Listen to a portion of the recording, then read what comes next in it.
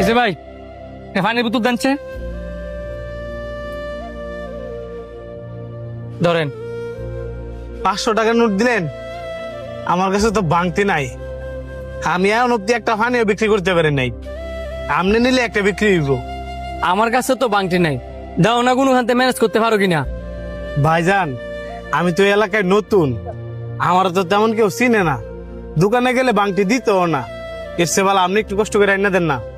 পানি ব্যস্ত বেরোইছ, বাংটিতে এলেও করতে পারিবা না, তুমি গিয়ে দাও কোনো হাতে ব্যবস্থা করতে পারো কিনা। আচ্ছা ভাই, আপনি 2 মিনিট খারণ, আমি দেখতাছি।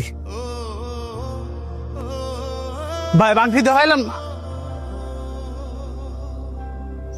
ওই লোকটা কই? ওনার নাকি একটা ইমার্জেন্সি কাজ আছে, এজন্য একটা কাগজ দিয়া গেছে গা।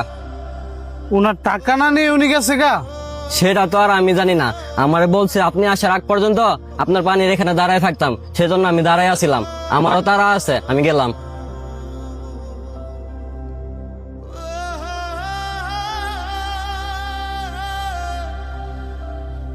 ভাই একটা পানি দেন সে।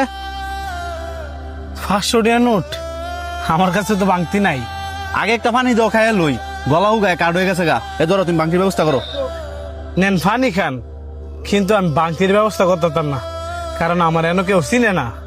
হেই বুকা, বাংটি আনতে গেলে কিছু না লাগে, তুমি একটা দোকানে যাও, বাংটি দিয়ে দিব, তাড়াতাড়ি যাও। ঠিক আছে, আপনি তাহলে আমার ফান্ডে একটু দেখা রেখেন।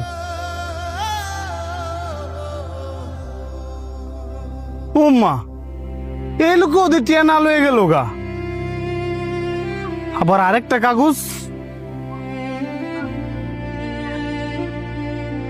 আমার অনেক তাড়া ছিল, তাই চলে গেলাম। টাকাটা আপনি খরচ করে ফেলেন, কোনো দায় দাবি রাখবো না।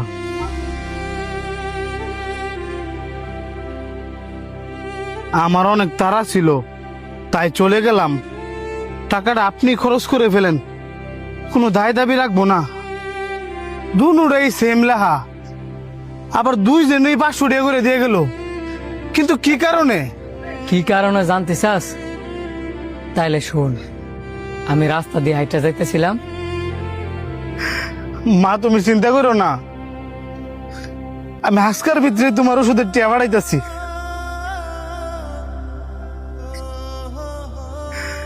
আল্লাহ, তুমি এটা আমার কি পরীক্ষা পালাইলা? এমনি কোনো চাকরি বাকরি নাই, আমার এমনি আমার মাটারে অসুস্থ বানায় রাখলা।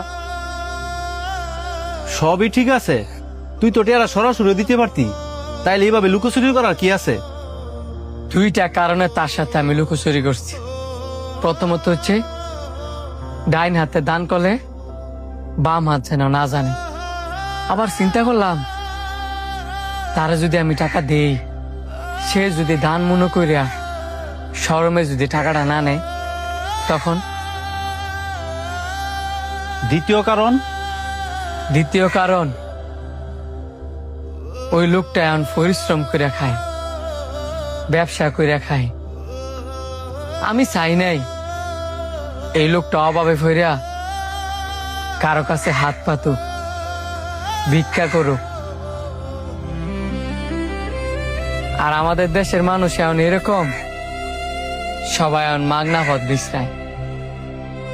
কে কত সহজে টেয়া ইনকাম করতে পারে, আর এই কারণে আমি এই কাজটা করছি। তোর চিন্তাধারা সুন্দর, কেউ সাহায্য করলে গোপনে সাহায্য করা উচিত।